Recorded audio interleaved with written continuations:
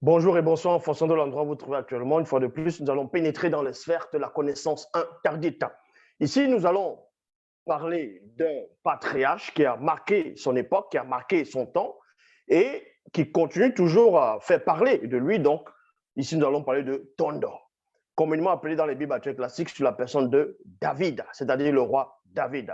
Mais ici, vous savez que son vrai nom, c'est Tondor. Il était noir, contrairement à ce que certaines versions mal intentionnées vont venir faire croire que David était blond, comme dans les Lues second, ainsi de suite, d'autres merveilles, ainsi de suite. Mais vous voyez ici, nous allons parler de les derniers moments, les derniers instants de ce roi formidable. Donc, au moment où il devait quitter le visible, au moment où il devait rompre le lien avec les siens et ses dernières instructions, ce qu'il a dit avant de quitter le visible. Pour cela, on va aller dans Bible, Kalatambale, la seule version authentique, pas d'erreur, pas de confusion, pas de mensonge.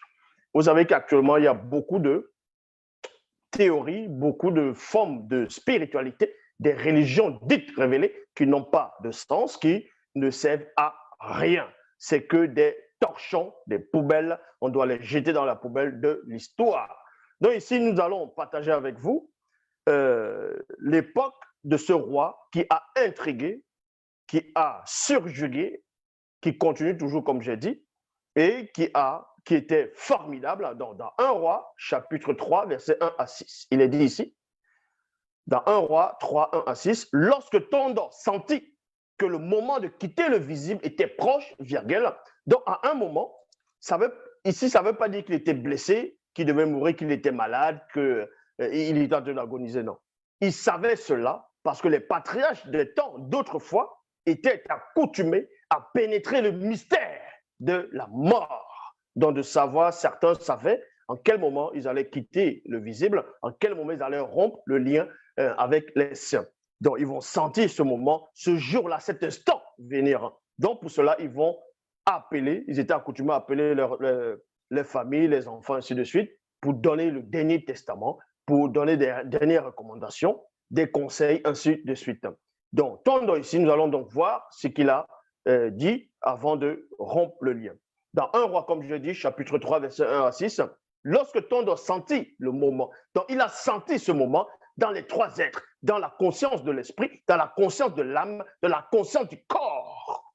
Donc il sent le moment de quitter le visible, que son temps de quitter le visible était proche, virgule. Il donna ses instructions à son fils Monmon. Donc Monmon, c'est ce qu'on va appeler dans les bibliothèques classiques, dans d'autres religions révélées, Souléma, Salomon, ainsi de suite. Mais son vrai nom, c'est Monmon, le roi sage. C'était un noir. Donc, il va appeler son fils. Ça ne veut pas dire ici que Monmon était son fils unique, puisque Tondor, le roi Tondor, à un moment donné, avait eu beaucoup de femmes, avait eu beaucoup de concubines, ainsi de suite. Il a eu beaucoup d'enfants. Mais l'enfant Salomon, l'enfant Monmon, auquel David, avant de rompre le lien, va donner, on va dire, une sorte de recommandation, les dernières plutôt instructions. Vous allez comprendre que cet enfant Monmon n'était pas n'importe qui, parce que le moment où Tondor va appeler Monmon, son fils, pour lui donner des instructions, pour lui donner des conseils, pour lui dire ce que Monmon doit faire après lui, David, c'est-à-dire le roi, vous devez comprendre que ce moment avait déjà été prophétisé, avait déjà été inspiré par un Mutapeda Mundi. Donc vous comprenez que les anciens patriarches ne commettaient pas des erreurs. Tout ce qu'ils faisaient avait un but, était précis et était aussi établi par le grand ordre des choses. Donc, quand il appelle Monmon, il lui dit, voici que je vais bientôt rejoindre mes ancêtres, avec un A majuscule. Donc, vous devez comprendre que quand vous lisez la seule version authentique, donc Kalatambale, on parle des ancêtres ici. Et il y a 2 sortes d'ancêtres. Il y a ancêtre avec un A minuscule, ancêtre avec A minuscule dans la version authentique, dans la spiritualité ancestrale. C'est ceux-là même qui, on va dire, étaient des hommes d'autrefois, qui étaient des non-initiés. En cela, quand on les appelle les ancêtres, c'est avec un A minuscule. Or, les ancêtres avec un A majuscule, fait référence aux initiés, à ceux qui ont cheminé dans le Verbe, à ceux qui ont combattu le bon combat de la foi. Donc, Tondon, qui était un roi, en même temps un chef initié, un chef consacré, un initié en chef consacré, a pénétré ce mystère parce qu'il était initié par Moutatedi, celui qui guide et qui intronise les initiés. C'était quelqu'un qui avait percé le mystère du combat spirituel. Donc, il dit ici, voici que je vais bientôt rejoindre mes ancêtres dans le séjour des vivants. Ça veut dire qu'il est conscient que quand il va rompre le lien avec la réalité du visible, il va aller dans une autre réalité, dans un autre plan, en étant conscient, parce qu'il chemine dans le Verbe, parce que ce n'est pas un non-initié ici.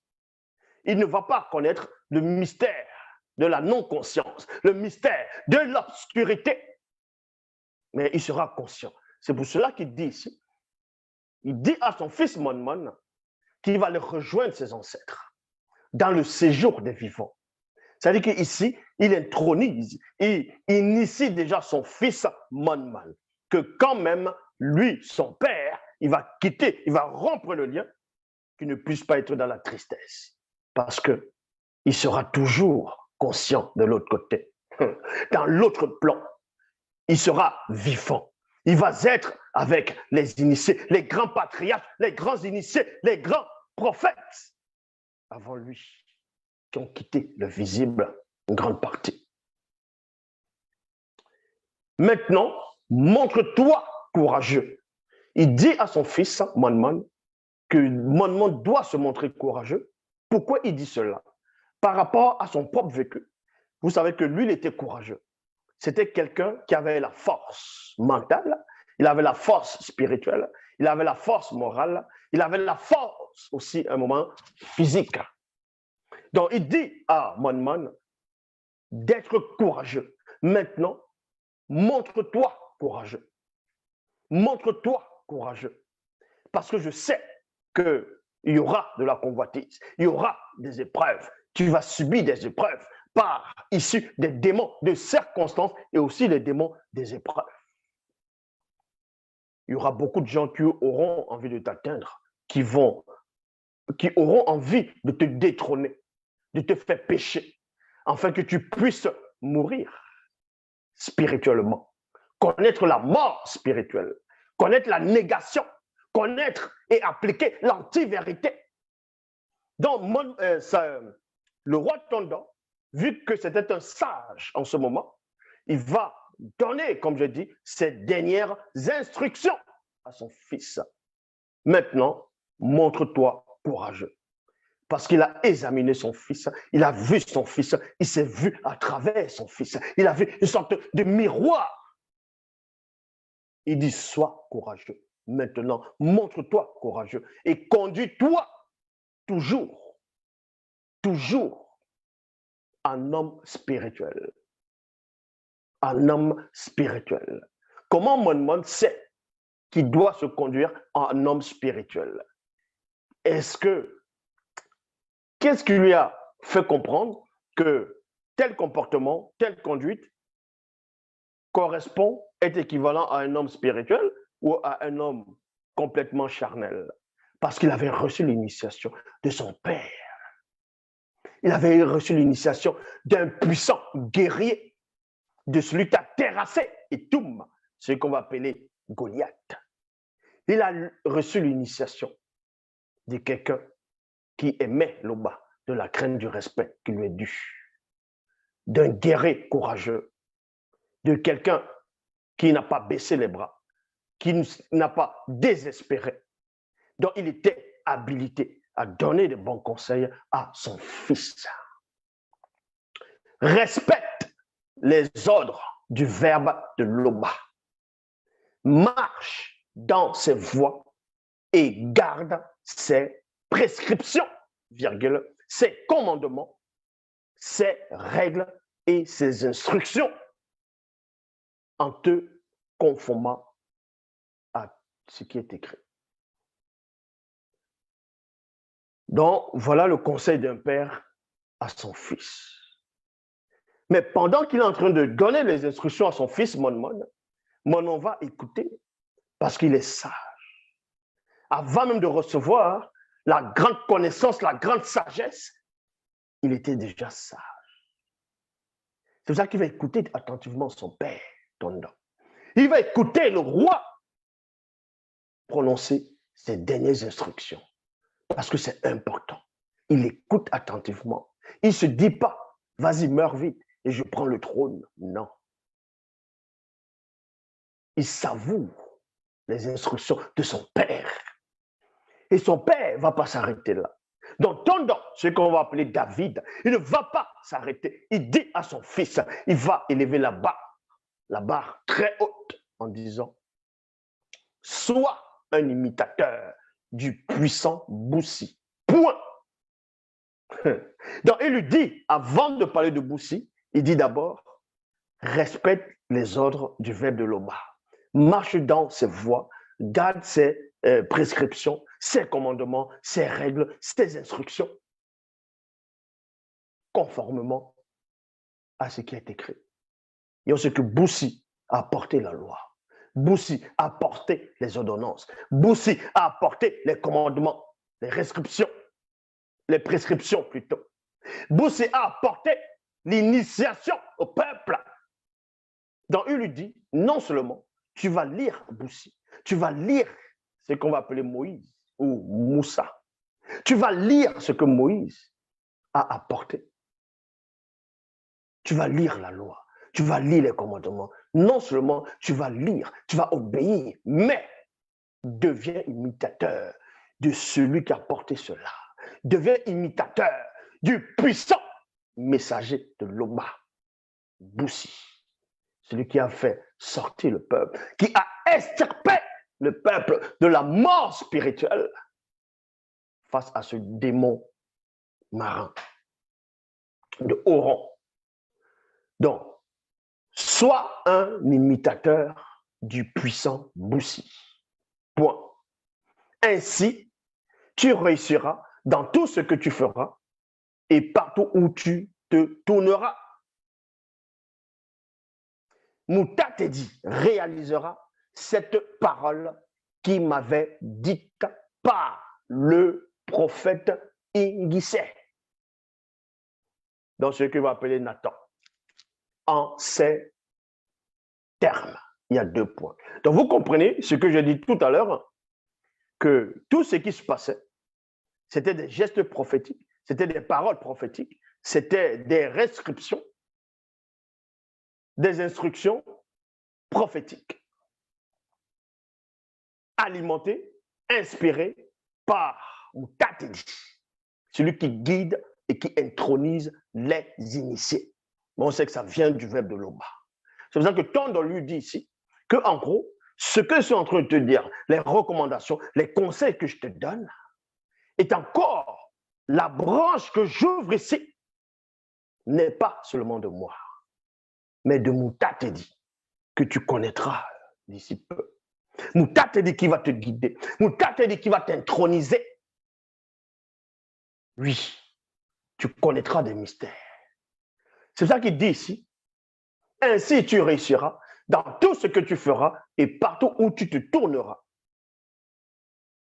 Moutatedi, donc l'entité, réalisera cette parole qui m'a dite par le prophète, donc par le Moutapedam, on dit donc prophète ici, c'est avec un P majuscule, donc c'était un prophète majeur. Ingissé en ces termes. Lorsque sera venu pour moi le moment de quitter le visible, virgule. Non, plutôt, lorsque sera venu pour toi le moment de quitter le visible, l'un de tes enfants, l'un de tes propres enfants te succédera comme roi initié en chef consacré. Il y a virgule ici. Et j'établirai fermement son autorité, sa puissance. Quand on dort, rajeunit plutôt ses ancêtres, on enterra son corps physique dans la grande ville antique. Donc, vous comprenez que le prophète avait donné cette recommandation, avait prophétisé, avait éclairé Tondor par rapport au choix de son fils Monman. Donc, ce n'est pas parce que David, on va dire, aimait plus Salomon que ses autres frères ou ses sœurs. Non. C'est qu'il y a eu, on l'avait déjà établi. On avait établi Monman avant même le choix aussi de David. De même que David lui-même, on l'avait établi. Et pourtant, il avait des frères. On n'a pas établi les frères pour être roi, mais Tondor, on l'a établi spirituellement en envoyant un puissant prophète. Quand ce prophète était encore dans le plan visible, ce qu'on appelait Dina. Donc, comme on m'a appelé dans les Bibles classiques, sur la personne de Samuel. Maintenant, à son tour, il révèle à son fils que bientôt tu vas siéger. Mais sauf que tu as été établi, tu as été choisi pour régner.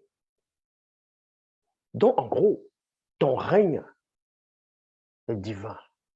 Ton règne n'est pas le règne ordinaire des votes présidentiels qu'on voit actuellement. Non. Comme au Vatican, il veut faire croire aux gens que pendant les votes pour choisir quel est le nouveau pape, que c'est le Saint-Esprit qui choisit. C'est-à-dire, il y a une fumée blanche et une fumée noire. Si la blanche sort, voilà. Si la noire, c'est autre chose. Ce n'est pas le cas. Ici, on est dans la précision. Et vous allez comprendre ce qui se passe dans la suite.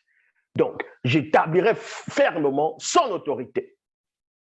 Dans 2 Samuel, on voit cela, cette prédiction où on voit cette recommandation où c'est dans 2 Samuel, dont Dina Beba, chapitre 3, au verset 1 à 6, toujours dans Bible, la seule version authentique, sans erreur, pas de contradiction, pas de confusion. Contrairement dans toutes les versions des Bibles, des livres soi-disant religieux, où les pseudos inspirés vont écrire des torchons alimentés par les démons religieux de haut rang.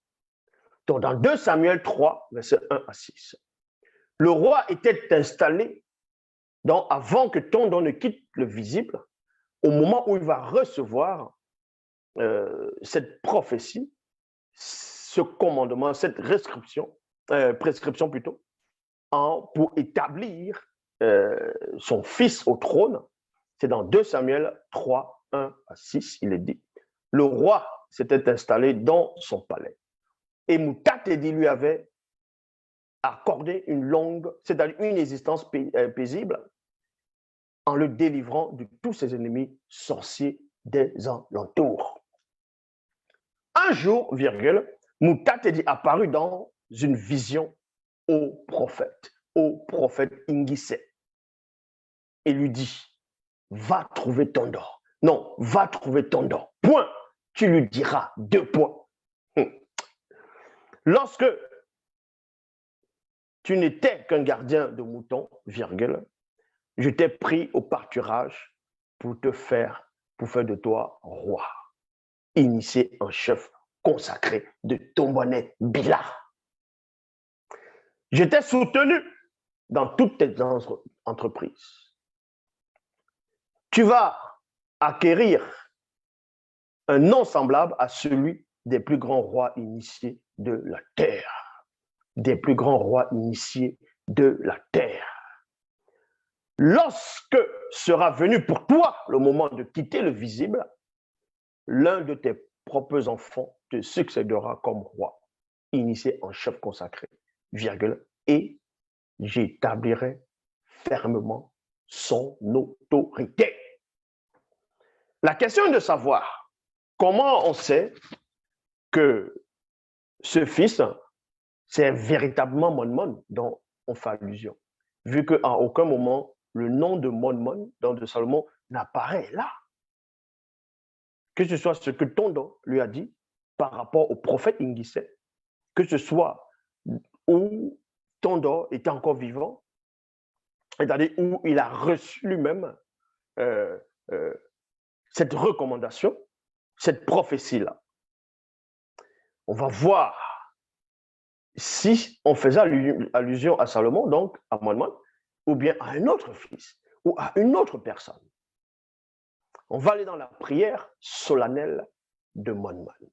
Dans 1 Roi 7, versets 1 à 4, il est dit ici, il arriva qu'un jour, Moïse se plaça devant toute la communauté des initiés du territoire. Donc, il se place devant la communauté des initiés. Et les initiés connaissent la loi. Les initiés sont assis, percent les mystères, percent le voile. Il étendit alors ses mains vers le ciel, étant engenouillé, et dit 2 points, t'étais, créateur unique. Il n'y a pas un comme toi. Ni là-haut dans les cieux, visible et non visible, ou dans toutes les réalités, ni ici-bas sur la terre. Ton verbe maintient l'alliance avec tes serviteurs, il y a virgule aussi, et ils restent fidèles quand ils se conduisent eux-mêmes devant lui avec une entière loyauté. Il y a point. Tatane, donc, t'étais donc maintenant père. Ton verbe est le ngumba, c'est-à-dire bouclier de nos ancêtres, avec un A majuscule. C'est-à-dire que quand son père, Tondo, avant la prière solennelle de Moïse, avait dit à Moïse qu'il va aller rejoindre ses ancêtres. Moïse avait capté la fréquence des ancêtres avec un A majuscule, avec un A minuscule. Et il s'est positionné dans quelle branche il pourra suivre. C'est pour ça qu'il dit ici, il va suivre la branche des ancêtres de son père, les initiés. Ta tante était maintenant père, ton verbe est le ngumba, c'est-à-dire bouclier de nos ancêtres, dont A majuscule, par égard pour ton serviteur, ton don, virgule, mon père. Que Mouta te dit, garde la parole, que Mouta te dit, garde la parole qui lui avait dite par le prophète Ingissé en ces termes. Donc, Moïse va répéter les dernières instructions, une partie des dernières instructions de son père, issu de cette prophétie-là. C'est pour ça que tout à l'heure, je vous ai fait comprendre que Moïse écoutait son père attentivement. Il savourait les phrases, les mots de son père. Il n'a laissé aucun iota, même une simple virgule, il n'a pas mis à côté. C'est pour ça qu'il dit ici, mon père, c'est-à-dire ton de mon père, que Mouta te dit, garde la parole qu'il lui avait dite par le prophète Ingissé, en ces termes, 2 points. Lorsque sera venu pour toi le moment de quitter le visible, l'un de tes propres enfants te succédera comme roi, initié en chef consacré. Comme roi initié en chef consacré. Et je tablirai fermement son autorité. Donc, vous voyez, son autorité. Cela, vous comprenez que Moïse avait percé le mystère, la révélation, le voile. Donc, il a répété exactement les propos de son père. C'est-à-dire que c'était un enfant qui écoutait, qui était obéissant, qui prenait à cœur ce que son père lui disait, ce que son père l'a transmis ici, lui a révélé. Maintenant, dans le verset 8, il dit ici, plutôt dans le verset 5, et, c'est-à-dire, oui, ta tante était, oui, maintenant, père, Ton verbe est le ngumba, bouclier de nos ancêtres. Que Mouta te dit, daigne, je te prie. Que Mouta te dit, daigne, je te prie.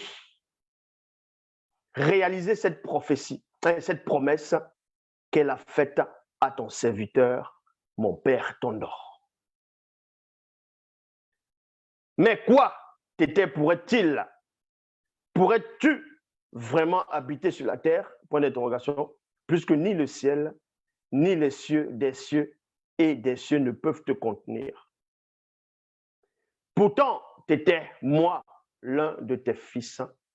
Je te prie, oui, que ma prière fervente que je t'adresse aujourd'hui soit reçue. Donc, vous voyez,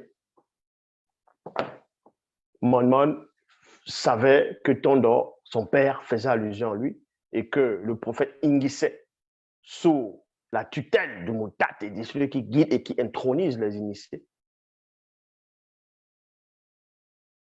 qui a fait comprendre à son père, par l'intermédiaire de ce prophète, dont faisait allusion à lui.